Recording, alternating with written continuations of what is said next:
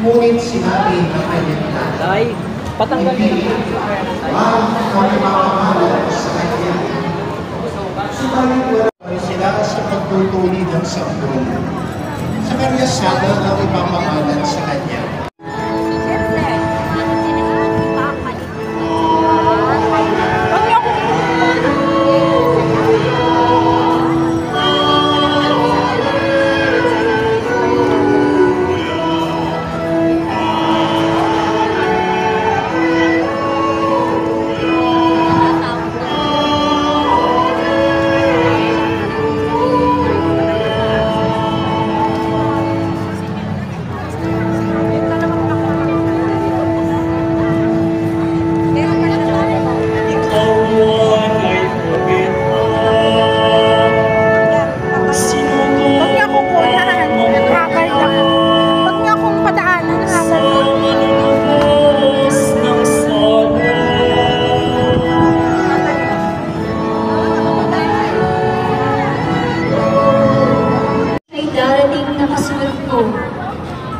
At hindi ako karapat-dapat kahit taga-alis ng panyapa.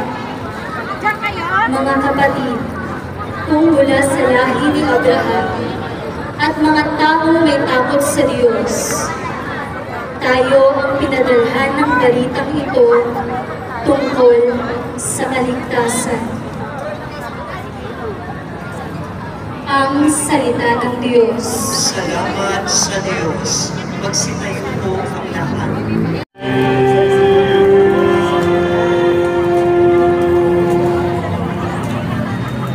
Pagbasa mula sa mga gawa ng mga apostol. Noong mga araw na iyon, sinabi ni Pablo, nang si Saulo'y alisin ng Diyos, inihalili si David upang maghari sa ating mga ninuno. At ganito ang patotoo ng Diyos tungkol sa kanya. Natagpuan ko kay David na anak ni Hese